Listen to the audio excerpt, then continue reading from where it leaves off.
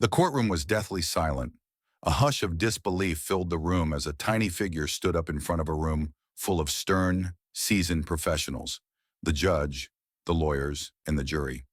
He couldn't have been more than 9 years old, a child barely old enough to be in school, yet standing in the very heart of a legal battle that could determine the fate of someone's life. His little fingers clutched a legal document so tightly it seemed as though he might crush it under the pressure. And then, in a voice steady and clear, he spoke. "Your Honor, I believe there's a precedent for this case, and I can show you the clause that applies directly to this situation." The judge's eyes widened. The jury exchanged confused glances. No one knew what to make of it. The prosecutor's lips twitched into a smirk, and the defense attorney adjusted his glasses, clearly skeptical. But then, the boy began to speak with a calmness, a precision, that made everyone freeze. The words he uttered were not those of a child. No, they were the words of a seasoned lawyer, the kind of person who had spent years studying the intricacies of the law. He was 9 years old, and he had just stunned everyone in the room. Before all of this, before the courtroom, before the case, and before the spotlight, there was a young boy named Elijah. Elijah was a kid like any other. He played soccer in the park, loved his comic books, and spent his afternoons hanging out with his friends in the neighborhood. But there was one thing about Elijah that set him apart from every other child his age: his obsession with law. Not superheroes, not video games, but law, justice, rules, fairness. It all fascinated him. He wasn't the kind of child to play with action figures. Instead, he'd sit for hours flipping through books on constitutional rights, famous legal cases, and court procedures. While most kids his age were figuring out how to play the latest video games, Elijah was decoding the complexities of civil liberties. It wasn't unusual for him to watch old courtroom dramas, to mimic the way lawyers spoke, or to imagine himself in their shoes. He was fascinated by the power of words, the way legal minds shaped the world. It wasn't just a hobby, it was his passion. His mother often joked that one day, Elijah would be the youngest attorney to ever argue a case before the Supreme Court. Elijah didn't laugh at that. He believed it. But in a world that often underestimated children, no one took Elijah seriously, except his family. They saw his potential and nurtured his gift. His father, a humble mechanic, and his mother, a school teacher, always made sure Elijah had the space to grow his knowledge. His parents didn't push him into a life he wasn't ready for. They just let him be. They trusted him. The catalyst for everything that was about to unfold came unexpectedly, when Elijah's uncle, a local businessman, found himself wrongfully accused of embezzlement. It seemed like the perfect storm. Elijah's uncle, a kind-hearted but flawed man, had fallen victim to an aggressive corporate scheme. What started as a minor dispute over finances escalated into a full-blown legal battle. Elijah's family, devastated by the accusation, couldn't afford an experienced attorney. Desperate, they turned to Elijah. His knowledge of law wasn't enough to represent his uncle, not legally, not in any official capacity. But when Elijah saw the hopelessness in his family's eyes, when he saw how much they struggled with the weight of this unfair accusation, something clicked. This was his moment. Elijah knew with all his heart that he could help. So without anyone's approval, without anyone even really knowing the full extent of his ability, Elijah decided he was going to do something about it. He spent every waking moment reading case files, memorizing legal precedents, and practicing his argument. His mind was a whirlwind of legal arguments and strategies. He was going to fight for justice. Not tomorrow, not later. Right now. The courtroom was set for the next week, and Elijah, well, he had no plans to sit quietly in the audience. He was going to step up and speak. And so, on the day of the trial, Elijah stood there, defying every expectation, his tiny frame in a suit that was a little too big for him, his face unwavering with determination. His family watched from the sidelines, nervous but hopeful. They knew what their son could do, but could he really stand up in a room full of strangers, lawyers, and judges? Could he really make a difference? Elijah stood there, taking in the courtroom, the weight of it all settling into him. But the nerves he felt weren't for himself. They were for his uncle, for his family, and for the justice he knew was due. This was his moment. He had no intention of backing down. And that's when the judge called for him to speak. The moment of truth. The room was thick with tension as Elijah took a deep breath, preparing to speak. His small fingers curled tighter around the papers in front of him, a piece of evidence he had meticulously prepared the night before. His heart pounded in his chest, but he didn't let it show. On the outside, he was calm, composed, but inside it felt like everything was on the line. He wasn't just defending his uncle, he was defending his family's honor, his own belief in justice, and the faith they had placed in him. This was bigger than any homework assignment or debate at school. This was real life. Elijah's gaze flicked from the judge to the opposing lawyer, a tall, imposing figure with a stern look. The lawyer's confident smirk told Elijah everything he needed to know. He didn't take the boy seriously, and that was exactly why Elijah had to prove him wrong. The judge, a woman with deep wrinkles from decades of legal experience, gave Elijah a long, skeptical look before nodding for him to begin. She had likely seen many cases in her years on the bench, but never one like this. She wasn't sure what to expect from the child, but she had already decided. This was a mistake. Her eyes said it all. What could this child possibly have to offer? Your Honor, Elijah began, his voice small but firm, I'd like to refer to Article 19 of the state's Financial Fraud Code. The specific clause we're looking for is Section D, subsection 4. It clearly states that the defendant must be allowed an opportunity to dispute the charges in writing before any official accusations are made public. A murmur spread through the courtroom. The jury exchanged confused glances. The prosecutor furrowed his brow. The defense attorney, who had been leaning back in his chair, suddenly sat up straight. The judge, who had initially scoffed at the idea of a child speaking in her court, looked at him with a mixture of curiosity and suspicion. Elijah continued, undeterred. This clause was not followed. My uncle never received the proper notification, and as a result, the charges were filed improperly. This isn't just a technicality. This is a breach of his rights. The silence in the room was deafening. Elijah didn't pause. He knew this was his moment, and he couldn't waste it. He flipped through his papers, each movement deliberate, each turn of the page bringing him closer to the heart of the matter. The more he spoke, the more the room seemed to quiet. The jury, the judge, even the lawyers, they were all listening now. They were hearing him. But just as he reached the point where the evidence could turn the tide, the prosecutor stood up, brushing his jacket off with an exaggerated movement. He sneered, looking down at Elijah as if he were a child who had wandered into the wrong room. Objection, Your Honor, the prosecutor boomed. This boy has no legal standing to be making these claims. He's a child. How can he possibly understand the complexities of the law at this age? The words hung in the air like a challenge. Elijah's heart skipped a beat. He knew this moment would come, an attempt to undermine him, to make him feel small, but he wasn't about to back down. The judge raised an eyebrow. She looked down at Elijah, almost as if waiting for him to shrink back, to show a sign of weakness. But Elijah wasn't going to give them the satisfaction. He stood taller, his voice unwavering. Your Honor, I'm not a lawyer, but I've studied this. I know the law. If you'd allow me to present the full evidence, you'll see I'm right. I'm not here to play games. I'm here for justice. The room fell into another silence. This time it was a silence of respect. Even the prosecutor was momentarily thrown off balance. But the battle wasn't over yet. The judge nodded slowly, signaling that Elijah could proceed. The weight of the room settled back on his shoulders, but now it felt different. Now it felt like Elijah had gained the upper hand. As Elijah continued his argument, the pieces began to fall into place. He moved with the precision of a lawyer who had spent years honing his craft, though he had only spent months. Every citation, every reference, every legal term came naturally to him. It was like he was born for this. The opposing lawyer tried several more times to object, but Elijah didn't let it rattle him. Every objection was met with a calm response. Every interruption answered with a poised counter-argument. The jury watched him closely now, and it was clear. They were starting to believe. The boy was a force to be reckoned with, but the real test still lay ahead. Elijah hadn't presented his strongest piece of evidence yet, and the prosecutor, he wasn't going to give up that easily. Elijah paused for a moment, letting the tension build. He knew this was the moment to drive the point home.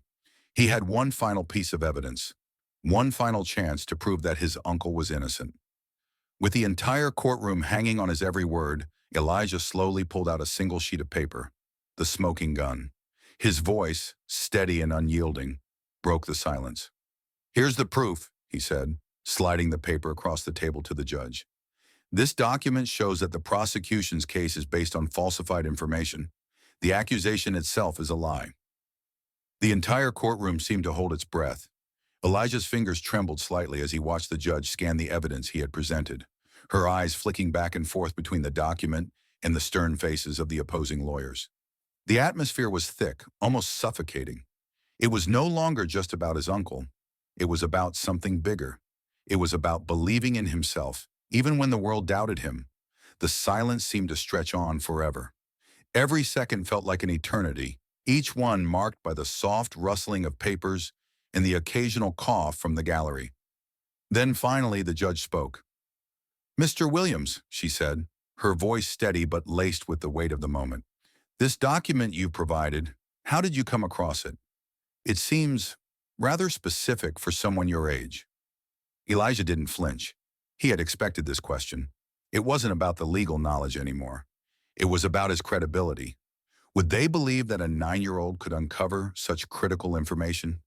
"Your Honor," he said, his voice strong, "I found it in the public records section of the state's legal database. All I had to do was cross-reference the case files and look for discrepancies in the dates and signatures." A ripple of disbelief spread through the room. How could a child, a mere child, have done this? The prosecutor's smirk returned, more confident now. "Objection, Your Honor. The defense is suggesting that a child has had access to confidential state records. This is an absurd claim. We cannot allow such evidence to stand." The judge paused, clearly considering the prosecutor's objection. Elijah knew what was coming next. This wasn't just about him anymore. This was about his uncle's life, his future. This was about making sure the truth came out, no matter the cost. But then the judge did something unexpected. She turned to the prosecutor, her gaze sharp. "I've heard your objections," she said, her voice cutting through the tension like a knife. "But this court will hear what this child has to say. He's presenting evidence that could alter the course of this case, and I'm not about to dismiss it simply because of his age." The prosecutor's face twitched. That was all Elijah needed. A chance. With the room still buzzing with whispers, Elijah focused back on the document, tapping it lightly. This wasn't just any piece of paper. This was his ticket to proving his uncle's innocence. "This," Elijah continued, his eyes never leaving the judge, "is a corrected filing from the original investigation. It clearly shows that key pieces of evidence were omitted or altered intentionally. The dates don't match and the signatures are fabricated. This wasn't an oversight. This was deliberate." The judge didn't respond immediately, but Elijah could feel the weight of her gaze. Her eyes softened, just for a moment. She was beginning to see the story Elijah had woven together, piece by piece, detail by detail. He wasn't just a kid trying to win a case. He was a boy who had uncovered the truth when no one else was paying attention. And then, the moment they had all been waiting for came. The prosecutor stood again, his face now flushed with frustration. "Your Honor, we can't," he began, but the judge held up a hand, silencing him. "I'm afraid I've heard enough," she said, her voice firm.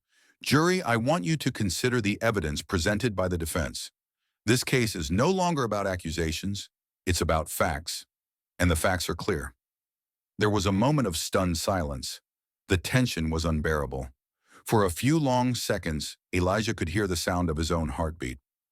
It was pounding so loudly in his ears, he thought it might drown out everything else. Then the judge turned to the jury. "You may deliberate," she said softly, her voice a contrast to the charged air of the courtroom. Elijah stood there, trying to control his breathing, watching as the jury filed out of the room. His palms were sweating. He had done everything he could. The rest was in their hands. Outside the courtroom, Elijah's family waited anxiously. His mother stood in the corner, wringing her hands. His father's face was unreadable, but Elijah could see the worry in his eyes. This wasn't just about winning a case. It was about changing their lives. Elijah knew how much was riding on this, how much it meant to his parents. They had always believed in him, But would everyone else? His uncle paced back and forth, his face a mix of hope and fear. Elijah, he said, his voice shaky, you've done more than I ever expected. No matter what happens in there, I'm proud of you. Elijah gave him a small smile, trying to muster some courage for the both of them. It's not over yet, Uncle Jamal, he said quietly. We still have to wait for the jury to come back. And so they waited. Minutes stretched into hours. Elijah couldn't sit still. His leg bounced up and down nervously, his eyes darting toward the courtroom door every few seconds. Was the jury taking this long to decide? Was it because they couldn't believe what Elijah had uncovered? Or was it because they didn't want to believe it? Finally, the door swung open. The jury re-entered the room, their faces unreadable. The tension in the air was thick enough to cut with a knife. The moment of truth had come. The foreman stood and cleared his throat. We, the jury, have reached a verdict. Elijah's stomach dropped. His heart raced in anticipation. We find the defendant not guilty, the foreman declared. The courtroom erupted in murmurs as the words "not guilty" hung in the air like a heavy storm cloud. Elijah stood frozen for a second, his mind racing to fully process what he had just heard. His uncle Jamal was free, but there was something else, a sense of disbelief that settled over him like a cold, unwelcome shadow. Elijah could feel it creeping through the room. He hadn't just won the case, he had shaken the very foundations of the justice system. As the judge banged her gavel, signaling the end of the trial, Elijah barely heard the final words. His thoughts were spinning. The jury had believed him. The truth had won, but there was still something that felt off. Something about this victory didn't sit right. Elijah glanced over at his uncle. Jamal's face was a mixture of joy and relief, but his eyes weren't as bright as they should have been. He looked like someone who had just escaped a nightmare, but wasn't sure if he was truly awake. Elijah, Jamal whispered, his voice trembling. You did it. You really did it. Elijah smiled weakly, his hands still shaking from the adrenaline of the trial. I told you I'd do everything I could. But then, just as they were about to leave the courtroom, a voice broke through the celebration. Hold on. There's something you need to see. It was the prosecutor, his face now devoid of the smugness it had once carried. The look on his face was one of shock, even fear.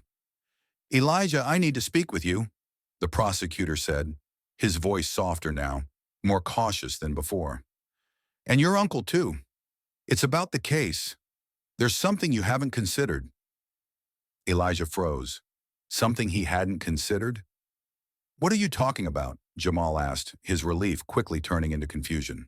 The prosecutor glanced around the room, making sure no one else was listening. He stepped closer to Elijah and Jamal, lowering his voice even further. There's more to this case than just legal technicalities, Elijah, the prosecutor said. Your uncle, he's innocent of what you've proved in court. But there's another side to this story, one that hasn't come to light. I couldn't present this during the trial because of the evidence, but you need to know the full truth now. Elijah felt his heart race again, but this time, it wasn't the adrenaline of victory, it was fear. What was the prosecutor saying? Was this all really over? The prosecutor continued. Your uncle, he's been a victim of a much bigger scheme. There are people involved who, well, let's just say they're not the kind of people you want to get tangled up with. Elijah's eyes narrowed.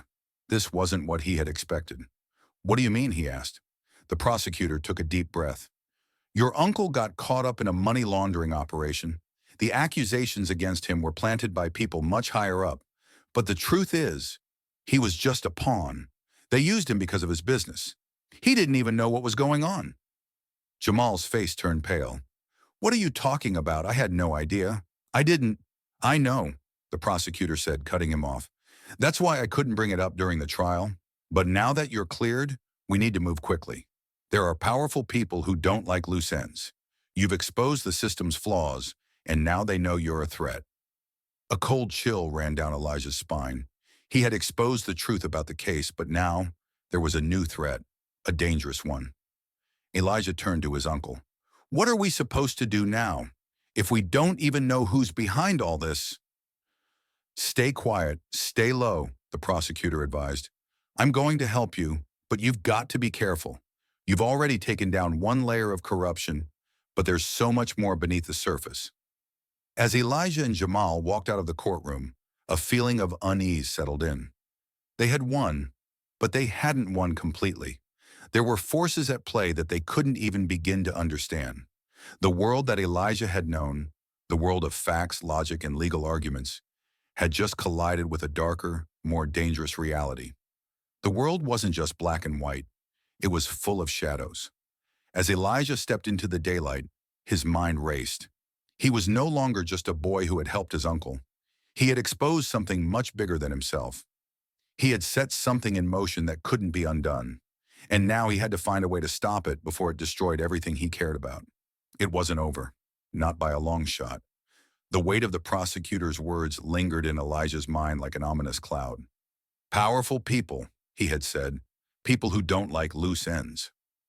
Elijah had helped his uncle. He had stood tall in a courtroom full of professionals, and he had won. But now everything had shifted. This wasn't just about the law anymore. It was about survival. Elijah and Jamal were now at the center of something far bigger than themselves, and they didn't even know how deep it went.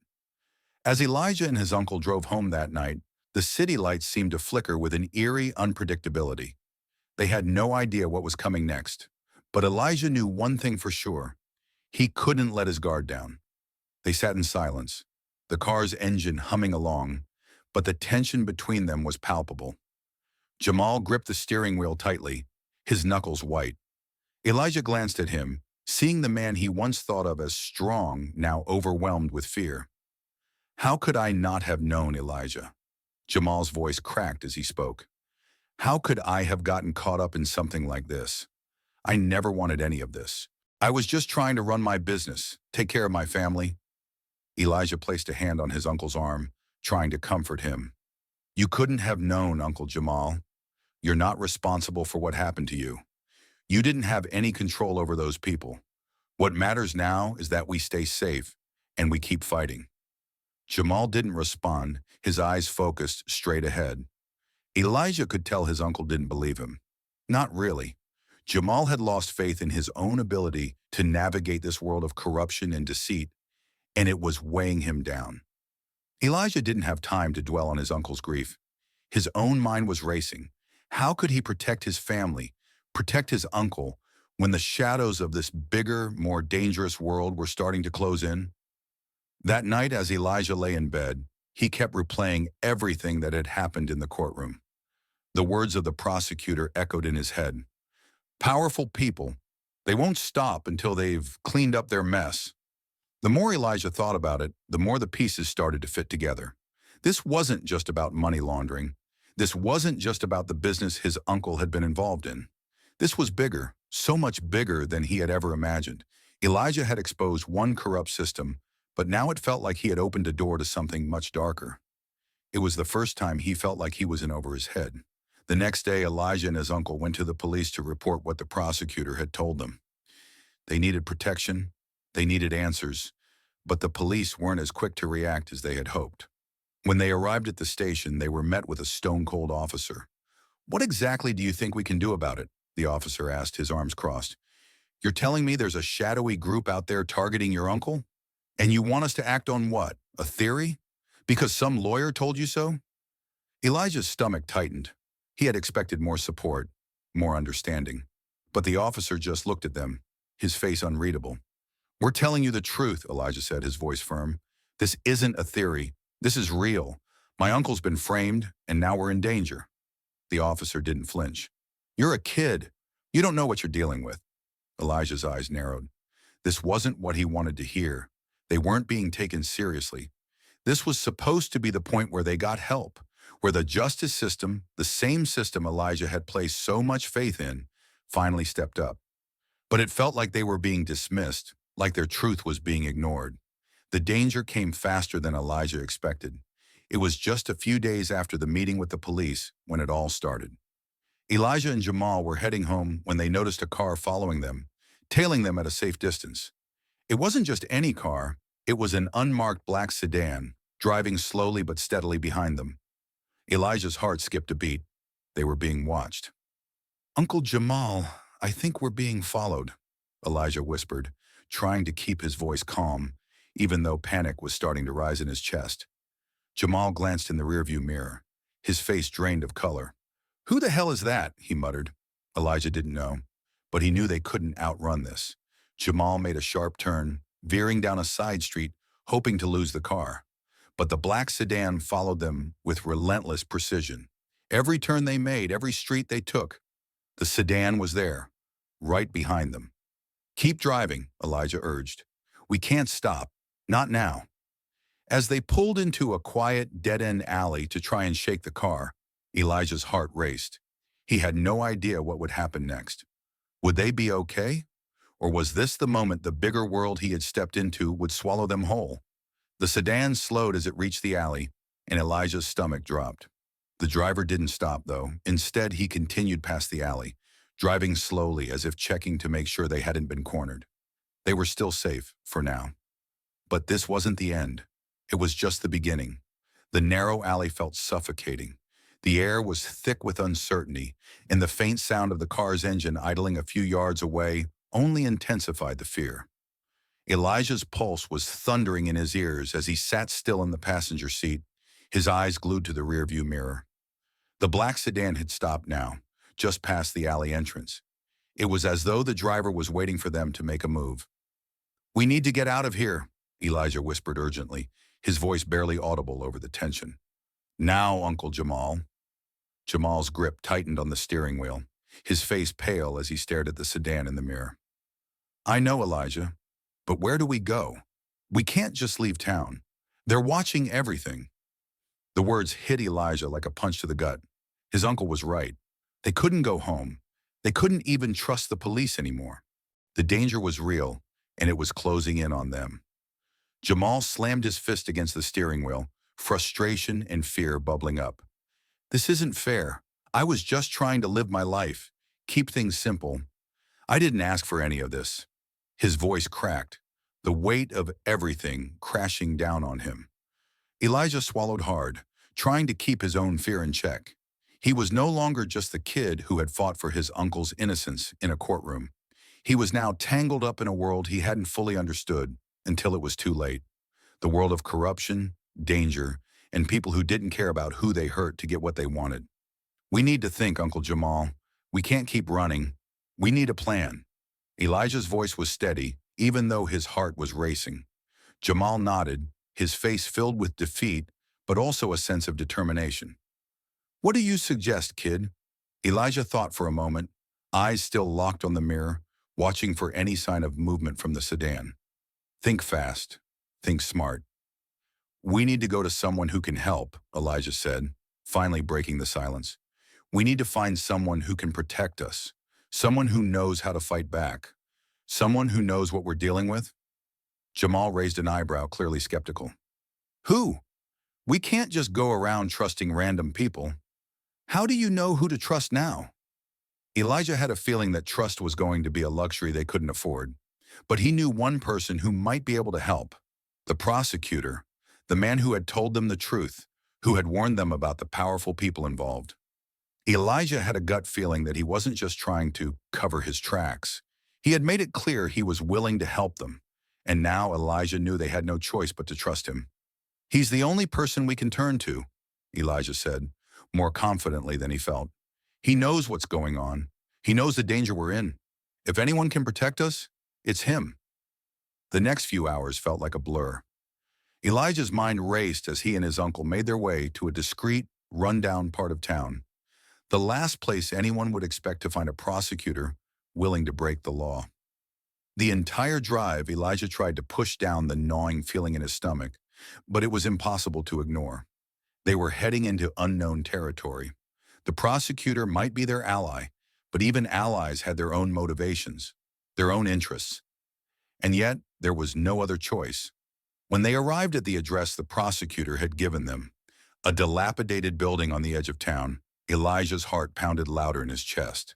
The place was dark, the windows covered by old, faded curtains. It looked like a building on its last legs, abandoned by anyone who mattered. But it was exactly the kind of place a man like the prosecutor would use if he didn't want to be found. Jamal parked the car, his eyes scanning the surroundings nervously. You sure about this, Elijah? I don't know, Uncle, but we don't have any other options. Elijah's voice was tight with anxiety, but he was determined. They couldn't keep running. They needed answers. Elijah stepped out of the car first, his feet moving on their own before he had a chance to think about it. His heart was in his throat, and his nerves were on edge, but he wasn't about to turn back now. They walked up to the door, and Elijah knocked twice, loud, firm. The door creaked open, revealing the prosecutor standing on the other side, his face grim. You came, he said, his voice low. I thought you would. Do you have a place we can talk? Elijah asked, his tone urgent. The prosecutor stepped aside, motioning for them to enter. Follow me. Inside, the air was thick with the scent of old paper and dust. The room was dimly lit, sparsely furnished, and entirely uninviting, but it was safe, at least for now. So, the prosecutor said, sitting behind a small cluttered desk, you're in deeper than I thought. Jamal shot a glance at Elijah, but Elijah remained silent, his eyes fixed on the prosecutor. I did what I had to do to get you here, the prosecutor continued, his voice now tinged with something almost like guilt. But I can't protect you forever. You're a threat now, both to the people behind your uncle's framing and to the people who want to cover it up. Elijah's mind raced. What are you talking about? The prosecutor sighed. The operation your uncle got caught up in? It's just the tip of the iceberg. There's a network of people, some of the wealthiest and most powerful individuals in the city, possibly the entire country. They've been pulling strings for years, controlling businesses, laundering money, making deals that no one can touch. And now that you've exposed their operations, they're going to do everything they can to silence you. Elijah's throat went dry. What do we do now? The prosecutor hesitated before leaning forward. You need to disappear. Not forever, but for a while. If you stay here, they'll find you. But if you leave, if you get out of the city and lay low, you might just stand a chance of surviving this.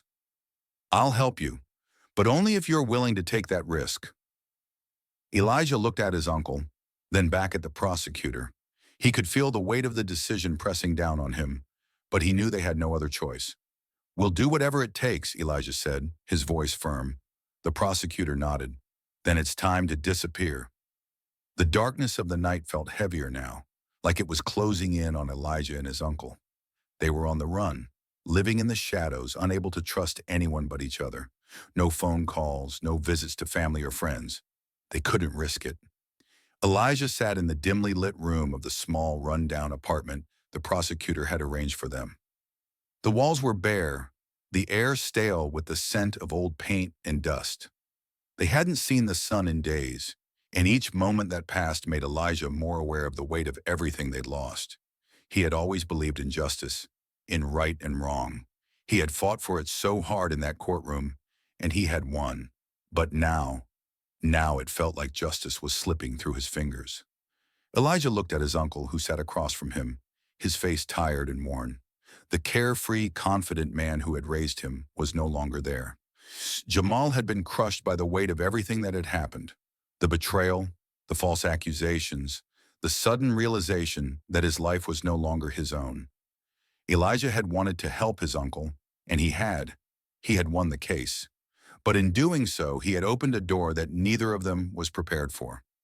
The dark world of corruption, money laundering, and deceit that had taken hold of their lives was like a labyrinth, and every turn they took seemed to lead them deeper into danger. Days passed in a blur. Elijah and Jamal stayed hidden in that small apartment, careful to make no noise, careful to attract no attention. Every knock on the door made Elijah's heart race. Every shadow in the corner of his eye sent a shiver down his spine. They lived in constant fear, unsure of who could be trusted. The prosecutor had helped them. No question about that. But Elijah could feel the tension in the air. The prosecutor's warning about how deep the network went haunted him. Was he really safe? Or was there a bigger plan in motion? But what Elijah hadn't expected was how much the isolation was starting to change him. One afternoon, as the sun began to set, casting long shadows across the room, Elijah sat at the window, staring out at the city he once called home. The city seemed so different now. He had never realized how much he took it for granted. The bustle of life, the sounds of traffic, the voices of people walking down the street. Now it was all a distant memory. He sighed, his hands resting on the windowsill. What had he really accomplished? At first he had felt like a hero. He had stood up for his uncle, exposed the lies, and brought justice to light. But now all he could feel was emptiness. They had won, but what did it matter if they were still running, still hiding from the very people who had orchestrated it all? The victory felt hollow. He closed his eyes, trying to shut out the thoughts swirling in his mind. Is this what justice really looked like? There was no happy ending here. There was no celebration. There was just the harsh reality of having exposed the truth, and in doing so, attracting the kind of attention no one should want. Elijah didn't know how much longer they could keep running, how long before the people behind the system found them, tracked them down and silenced them for good. It was then that he realized something he had been too afraid to admit before. The system he had fought so hard for wasn't perfect. It wasn't always the shining beacon of fairness he had imagined it to be. Sometimes the truth wasn't enough. Sometimes, no matter how much you believed in justice, the world was far more complicated than that. And that was a bitter pill to swallow. He had fought for what was right, but in doing so, he had learned that justice was not always about winning. It was about the courage to face the truth, no matter how dark or dangerous it might be. Elijah had to decide what kind of person he wanted to be in a world that didn't always reward the righteous. It wasn't just about the courtroom anymore.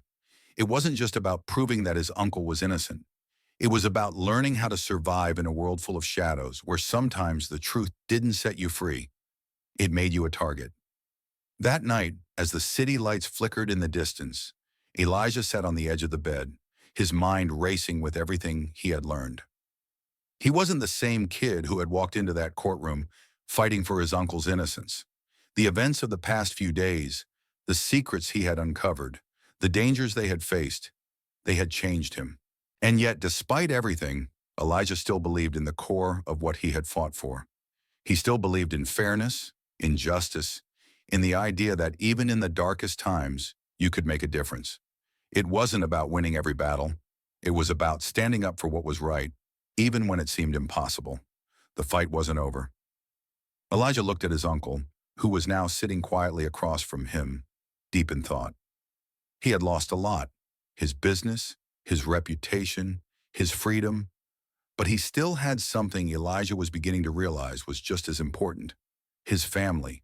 And no matter how dark things got, no matter how many enemies they faced, they still had each other. In the end, that was what mattered. Elijah had learned the hardest lesson of all, that the fight for justice never ends. It wasn't about one courtroom win or one case. It was about continually standing up for what was right every day. It was about finding hope even in the face of adversity and not letting the darkness consume you. And as he sat there staring into the uncertain future, Elijah knew this wasn't the end of his story. This was just the beginning. He had started out as a boy with big dreams of justice, but now he was becoming something more. Someone who had seen the cost of truth, the weight of responsibility, and the power of survival. It wasn't going to be easy, but Elijah was ready for whatever came next.